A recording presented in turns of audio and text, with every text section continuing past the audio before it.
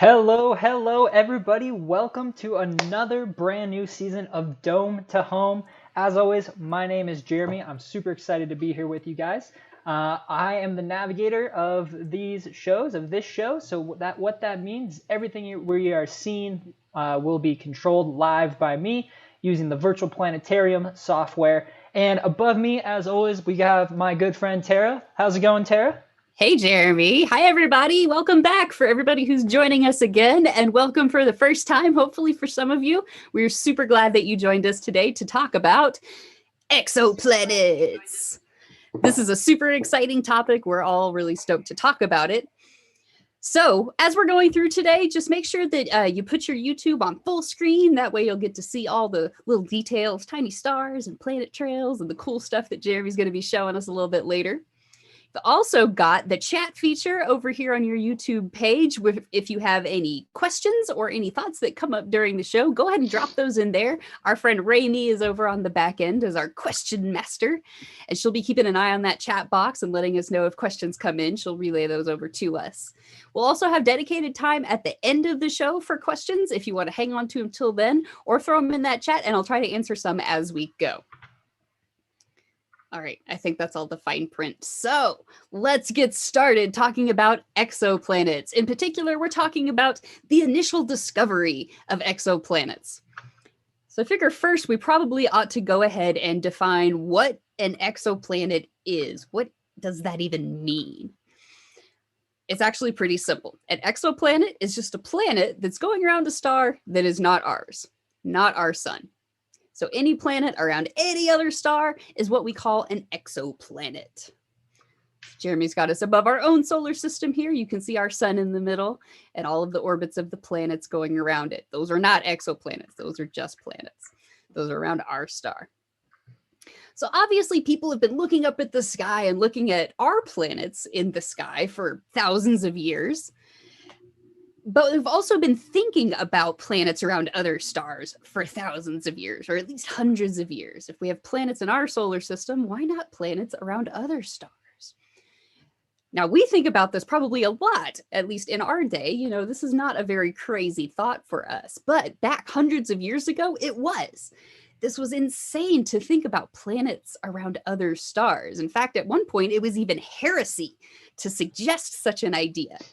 There was a gentleman named Giordano Bruno who wrote a whole book about planets around other stars back in 1584, long time ago. He wrote about an infinite number of other worlds, and he said that innumerable suns exist, innumerable earths revolve about these suns, and that living beings inhabit these worlds.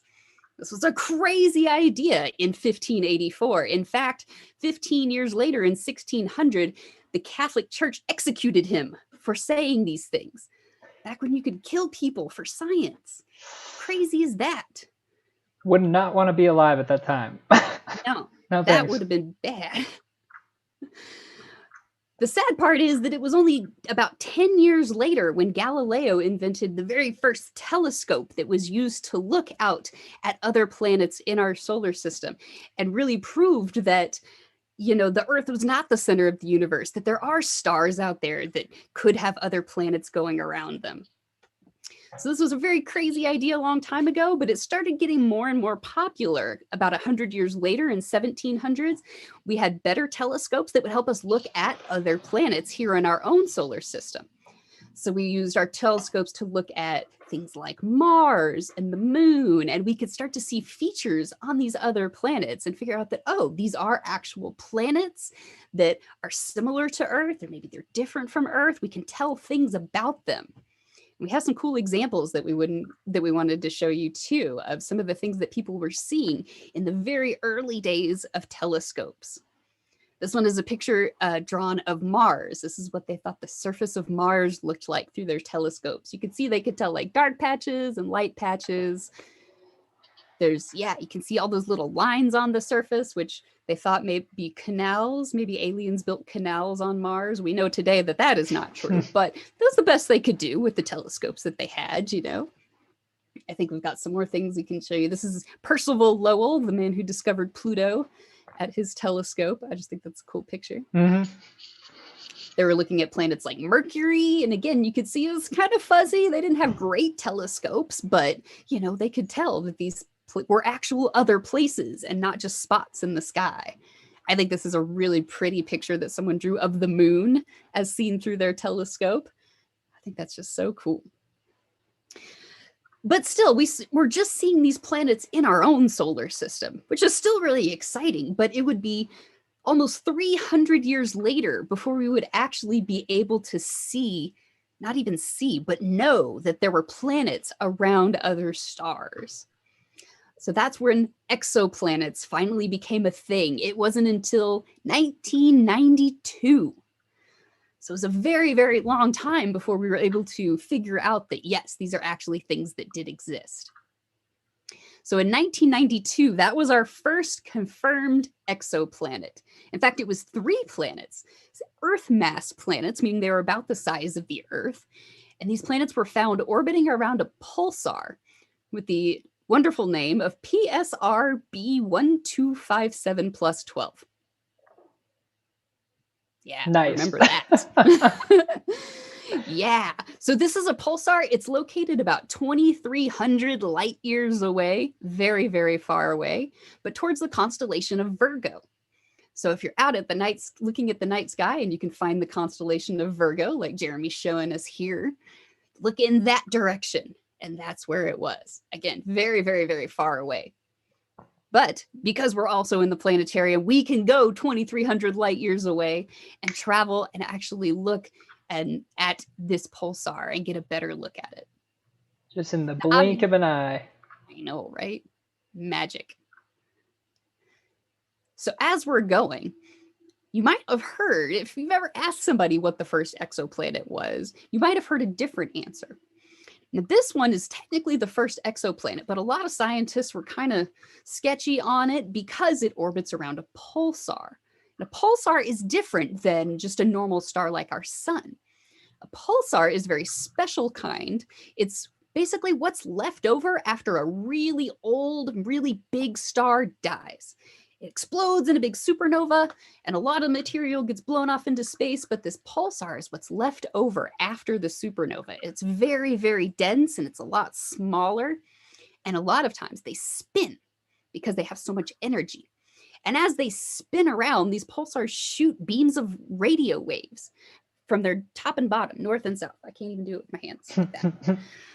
So as they're spinning around, they're shooting these beams of radio waves out. And if we're at just the right angle here on Earth, our telescopes can pick up those beams of radio waves as they pass by us. You can kind of think of it like a lighthouse, and maybe if it's a ship, as the beam passes over the ship, you can see it. So here we've got some kind of images to help you picture that. The one on the bottom is just an artist's conception of what a pulsar might look like. It'd be really cool if that's what they looked like. I think that's really pretty. But on the top, you can get a better idea of how these beams kind of come out the top and bottom, and as it rotates around, they're pointing in different directions.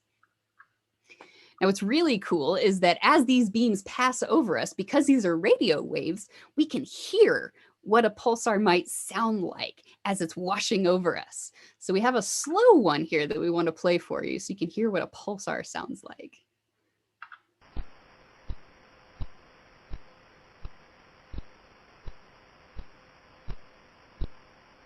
Kind of like a heartbeat, yeah? Ka-chunk, ka-chunk, ka-chunk. So that's actually a very slow pulsar. A lot of times they spin around much, much, much, much faster, which is crazy when you think of these things. These pulsars are like the size of a city. They're huge, kilometers across, and they're spinning so fast that sometimes those pulses are on the order of like milliseconds. So they're super, super fast. Unfortunately, we had a fast one that we wanted to play for you, but now it's not working. So we're going to skip over that. But just know that these things go really, really fast. This one that we found the exoplanets around is one of the super fast ones.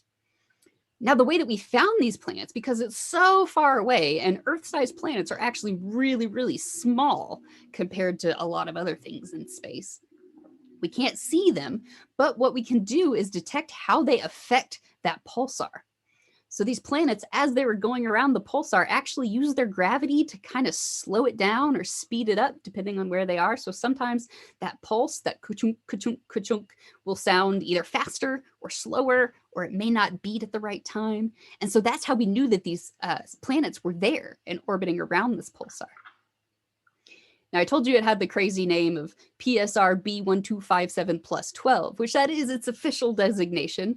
But because it's the leftover remnants of the dead star that created the supernova, they also called it lich. I don't know if you know that word. It comes from the Old English word for corpse, which I think is pretty neat. So obviously we had to give its planet some cool names too. So the planets going around our pulsar called lich are also called poltergeist, Draugr, which means undead, and Phobator, which is Greek for frightener. Which I think is pretty cool. Frightener and poltergeist and Draugr. Those are cool names for a planet, I think. And I think we have a picture we can show you too of those planets, kind of how they're oriented. And it gives you a good idea of how that pulsar kind of pointing at the Earth works. There you go. So you can see those pictures of the beams coming right out towards the Earth. And then it's kind of on its side. So the planets are going around it like that, which I think is pretty cool. Now, again, a lot of people, if you ask them what the first exoplanet was, they'll give you a different answer. They won't mention Lich and its cool planets. But there is another one that's probably more common you may have heard of called 51 Pegasus b, or sometimes just called 51 Peg. This was the first exoplanet that we found going around what's called a main sequence star, or just like a normal star, not a supernova remnant or a white dwarf or anything strange like that. This is just a regular star like our sun, behaves like a normal star, all that good stuff. Now you might guess, because it's called 51 Pegasus, that yes, it is in the constellation of Pegasus, at least as viewed from here on Earth. So Jeremy put one of those up there for you too, so you can kind of see where that is in the sky. So again, let's fly out to 51 Peg and get a kind of a look at the system here. Sounds good. Leave our Earth behind. And again, this one is only 50 light years away. So if we're moving at the speed of light, it would still take us 50 years to get there. But because we were in the planetarium, we can cheat and go faster than the speed of light and go and look at this planet. Again, 50 light years away is still too far for us to really see the planet. We've never actually taken a picture of it. Again, we find these things by the way that they affect other objects around them. Yeah. I won't say too much about it because we're going to do a whole episode about that next week. And while we're zooming in here, I want to just point out how those constellation lines have moved. Many of you might know this, but in case you don't, the reason why that all those lines are all bent now is the constellations are just, kind of pictures or, stick figures of what we see from our perspective on Earth. So in reality, a lot of the stars that are in a constellation are actually nowhere together or nowhere near each other actually in space. So you can see this really well when we flew from Earth to this 51 Peg, this exoplanet system, how those lines got really drawn out, and now the constellation of Pegasus no longer looks like the constellation of Pegasus. Just thought I'd point that out real quick before we get back into our exoplanet talk. Thanks, Jeremy. That is one of my favorite things about constellations, and I love doing that in the planetarium because it does. I never thought about that until somebody showed me this in the planetarium, and it was so cool. Yeah. Yeah, I love that. So here we are at 51 Pegasus. We've got the star in the middle, and then it's got one little planet going around it, 51 Peg B. That's another way that they name exoplanets. They use letters A, B. Well, there's no A. They don't use A for some reason. So the first planet is always B. And then if there were another one, it would be 51 Peg C, 51 Peg D. But again, people like us were not really big on 51 Peg B. It's kind of a boring name. So they also call this one Dimidium, which I think is a pretty neat name too. Now, this was a really cool exoplanet, not just because it was going around a star like our sun, a main sequence star, but also it was one of the first, or it was the first hot Jupiter that we found, which is a term maybe you've heard of before if you know a little bit about exoplanets. A hot Jupiter is a planet that's really big and really gassy, like Jupiter, a gas giant, really big, but it's also very close to its star, so it's really hot, hence the name Hot Jupiter. Pretty self-explanatory. But 51 Peg B, or Dimidium, is not only bigger than Jupiter, it's also much, much closer to its star. It would be, if we set it in our solar system, it would be all the way inside the orbit of Mercury. So this gigantic planet is all the way up right next to its star. So it is very, very hot. There's a cool artist conception of what it might look like. Again, we haven't seen it, so we're kind of guessing here. We can also show you a little comparison here. The size of 51 Peg B compared to Jupiter, you can see it's much, much bigger. Way, way bigger than the Earth, for sure. But also right up next to its star, which I think is cool. Really crazy. So those were the first exoplanets that we found. And of course, this was huge and really exciting and spurred a lot of interest from the scientific community, not just for scientists, but also for just the general public. Got really excited about this idea of exoplanets. Because again, we've been thinking about these for hundreds, if not thousands of years. And to actually find some was really exciting. And so it's launched a whole new field of astronomy. Now there's whole groups of people who just study exoplanets. That is their whole thing. And this has only been around since the early 90s, which for old people like me was like yesterday. For some of you, you might not even have been born yet. But that's really, really recent, especially when you think about how these planets have been around for millions of years, if not billions of years. And we've just now started learning about them. Super exciting. So then, of course, that was really great. We found these other ones. Well, what do we want to do? We want to find more. Because there's got to be more than just 4 out there. Turns out there's a lot more. So we built a special telescope called Kepler, whose whole job was to go and look for exoplanets. Now, a lot of this was done, running Kepler and observing through Kepler was done right here at the University of Colorado. There were students that actually got to drive Kepler and pointed at different things, and that was really exciting. So Kepler, while it was out there for just a couple of years, staring off into space, it was looking at these stars, all different stars, to see if there were any exoplanets. And it found some. It didn't just find some. It found thousands of planets. Pretty much every star that Kepler pointed at, there was at least one planet going around it. Some of them had more. Some of them had 2 or 3. There was one that had 7. It was crazy. In fact, Jeremy's just put up a little dot here. You can see those little colored dots that have appeared. Those are all stars that Kepler looked at that had at least one planet going around them. Now, you might notice that there's a whole bunch of dots in one small area of space out there. That's where Kepler's motor broke about halfway through the mission. And so he just stared at the same patch of space for a really long time. But again, almost every star that it looked at had a planet going around it. So that leads us now to think that that's probably normal. In fact, try it. Go out tonight if it's clear, if the weather holds out, or maybe in the next couple nights, and look out at the stars and think about it. Every star that you see in the sky probably has a planet going around it. That's a lot of planets, especially when you think that we can't even see very many stars. We only see a very small portion of the stars in our sky, but there's billions of stars in our Milky Way galaxy. And there's billions of galaxies out there. They each have billions of stars.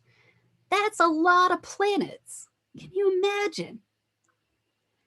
So I think we've just run out of time. That was exactly our 20 minutes. So I love to leave you on this kind of big, grand thought of, holy cow, that's a lot of planets.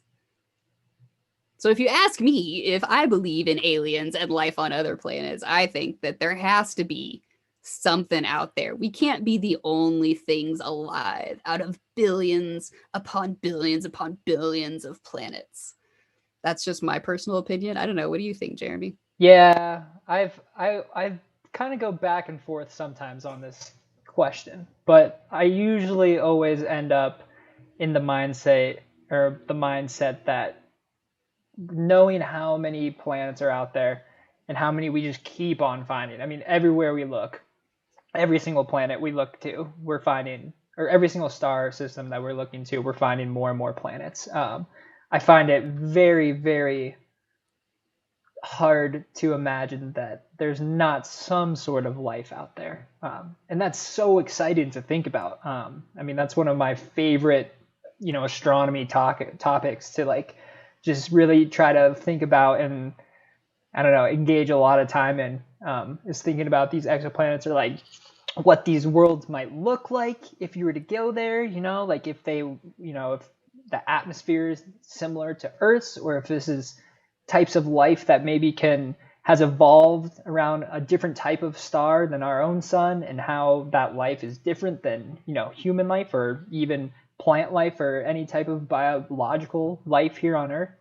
I love exoplanets. It's one of the coolest parts of astronomy to me. It really is. It's so exciting to think of that many cool things out in the universe.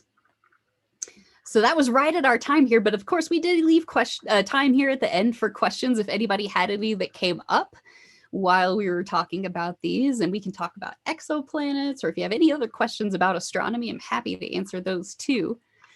Keep in mind that next week, we're going to be talking about all of the different kinds of exoplanets that are out there. Things like water worlds, lava worlds, diamond planets. There's all sorts of crazy stuff out there. We're also going to go on in the weeks after that to talk about how we find all the different exoplanets and sort of what the future of exoplanet exploration is going to be like. So those are some of the topics that are coming up in the future. But I am happy to answer any exoplanet questions that you might have. Mm-hmm. And when you guys get those questions coming in, I'll just, I'm going to fly us on out into this Kepler field so that you guys can get a little sense of where those planets are that we've discovered. Yeah. Maybe I'll turn on to some star trails or something like that to show you that we are indeed moving. But yeah, drop those questions in, everybody. We're happy to answer them. We also have a new question form if you want to use that. If you don't have the ability to chat in the YouTube, also in the description of the episode, there's a link there for a form that you can drop questions in, and that sends us a notification so we can get your questions that way too. Right. You can also use that to write questions for future episodes. If it's something that you think of randomly at 4 p.m. on a Thursday and you want to drop us a question, you can use that form too. Yeah. Wow, that's cool looking. Wow, here's a question. Got a question from Glenn here. How sensitive does a spectrometer have to be to sense an atmosphere? Ooh. Great question. The best answer I can give you is very. Very. It has to be very, very sensitive. And it'll depend on a lot of things, of course, how far the planet is away, how thick the atmosphere is, what sort of wavelength they're looking at, if it's, in the ultraviolet or the visible or the infrared. So it's gonna vary a lot in there, but it has to be very, very sensitive. This is something that we've only been able to do in the last 2 or 3 years. So this is new technology that's getting our spectrometers to be that good, to be able to pick up things like an atmosphere. Because again, these are very, very far away. Have we sensed any yet? We have. Yes, this is something that's, again, it's a new thing, but they're coming up more and more. I actually have a friend who that is her whole thing. She looks for planets with super puffy atmospheres. I call them super puffs. So this is her whole job, is to look at exoplanet atmospheres. But we have found a lot of them, and you see them popping up in the news more and more recently. I guess if you have a really sciencey news feed like I do, I see these things happening all the time. They're finally getting to the point where we could discover not only if it has an atmosphere or not, but also some of the constituents of that atmosphere, some of the chemicals that we're seeing in there. We've seen things like water vapor in an exoplanet atmosphere, which is super exciting. We can tell if it has a lot of oxygen or a lot of carbon dioxide or things like that. So this is brand new and super, super exciting that we've been able to do this. Great question. Anyone else? Looks like we're still flying through our Kepler field here. The different colors on slow flight. I like it. The different colors on those dots just tell us how far away they are. So if you see dots that are like reddish and orangish, those are the ones that are closest to us. The blues and the purples are the ones that are farthest away. Mm-hmm. Yeah, we'll start getting into the more thick of it here. Now you can see some of these colored stars or star exoplanet systems starting to go by here. Yeah. Maybe I'll speed us up so we can get kind of a better look at it here. And if you're curious, like I sometimes am, the closest exoplanet to us is going around the star Alpha Centauri, which is also the closest star to us.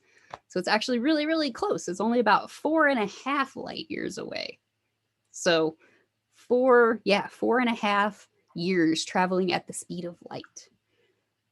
And so it's got it's a triple star system. So there's 3 stars and it still has planets, which I think is crazy.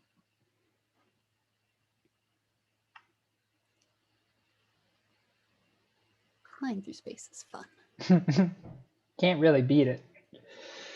What other questions? Oh man, I can't wait for this series. We got 3 more great shows about exoplanets that we'll really dig deep into about how we detect them, what types are out there.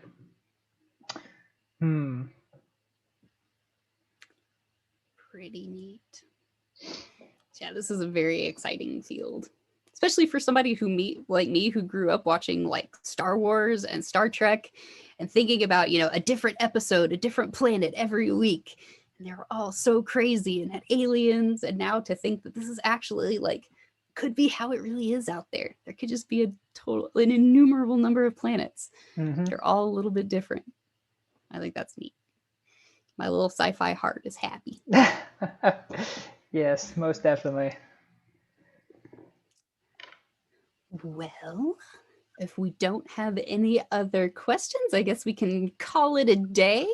But again, come back next week. We're going to talk about all the different kinds of exoplanets that are super, super crazy. Hot Jupiters are like the most normal of the kinds of exoplanets. It just gets weirder from there. So that's super exciting. We're also going to talk about, again, what the future holds, how we find them, all that kind of good stuff.